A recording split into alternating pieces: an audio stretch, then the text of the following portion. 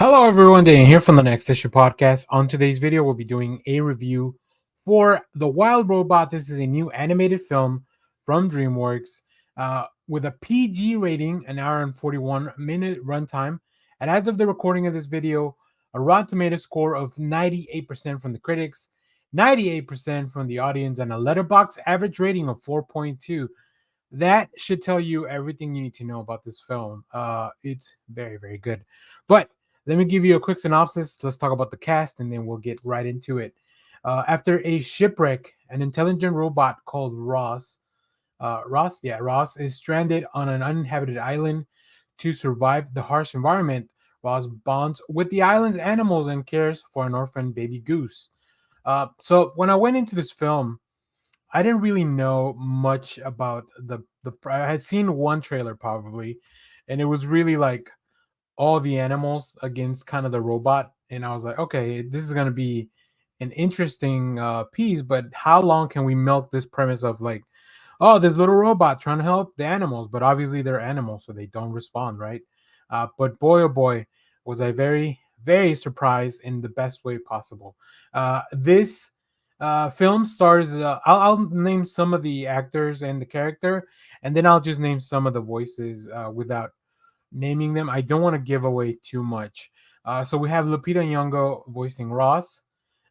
We have Pedro Pascal as the voice of Fink, Fox. We have Kit Connor as Bright Bill, the little goose. We also have Bill Nighy, Stephanie Sue, Matt Berry, Ving Rhames, Mark Hamill, Catherine O'Hara, Lupita Nyong'o in a different role. Yeah, we have so many great people in this film. I watched this a week after watching Transformers 1, and I was thinking to myself that Transformers 1 was maybe the best animated film I saw this year. And I got to go back and take a look at my log on Letterboxd to see what else I've watched. But man, oh man, was I very pleasantly surprised by this. Um, DreamWorks Animations The Wild Robot is a dazzling and unexpectedly poignant addition to their ever growing catalog of animated features based on the beloved children's novel, which I was not even aware of going into this until I was talking to some Discord friends and I said, yeah, I'm gonna try to go watch The Wild Robot, and they're like, oh yeah, we're actually reading the book right now. So this film explores the journey of a lone robot navigating the untamed wilderness. Yet beneath this adventure lies profound meditation on survival, community, and the fragile bonds between nature and technology. At first glance, this film might just seem like another high concept animated adventure aimed at younger audiences, but I think it quickly evolves into something more nuanced and affecting. Um, Luckily for me too, there was not a lot of stuff I wanted to check out of the theater. Right, Joker 2 doesn't come out till next week from me watching this film. And I had already watched, like I said, Transformers. So like I was pretty, as far as the stuff that usually calls out to me in the theaters, there was not. I was not gonna go watch Megalopolis at the theater. So, but yeah, the story of Ross, a robot stranded in this isolated island, is rich with emotion, especially as she struggles to find her place among the island's animals. Themes of belonging, motherhood, and environmental harmony resonate powerfully throughout the film, making it a deeply moving experience for both children and adults alike. Ross's journey is not just about survival, but about learning to care of others in a world where she has been an outsider. I did end up watching this at my local Alamo Draft House just because of time convenience, and I'm very glad I did. I had a great time. I had a great meal as well. I love their Royale with cheese. But let's keep talking about the film. DreamWorks spared no effort in bringing this world to life. The animation is stunning, rich, vibrant landscapes that are almost a painterly design, but from either the dense forest teeming with the wildlife to a serene ocean overlooking the island that they're part of. It just this place feels like it's alive and just overflowing with detail. Ross, the robot itself, a beautifully animated, and the metallic form is a really nice contrast to all the organic stuff around her. The animation's ability to imbue the robot with subtle emotions, whether it's like some light up in the face, the changing of the coloring of the lighting in the robot, like whenever the robot's hurt, it's hurt. it shines red. Whenever something's good, it shines green. So like just all those little visual cues are very interesting. Uh, and of course, each character, from the smallest bird to the fiercest predator, is crafted with attention to detail, making this world very immersive and also overall believable. Right? We have to get through this little. We have to make an agreement with the film that we're willing to overlook some logic things because it overall ends up being a little bit of a fantastical world. I think the voice cast elevates the film to new heights with great performances that are heartfelt, that are layered, and it's not just the actors doing their own voices.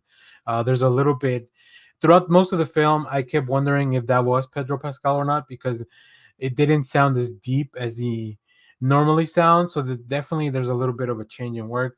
And then all the surprises.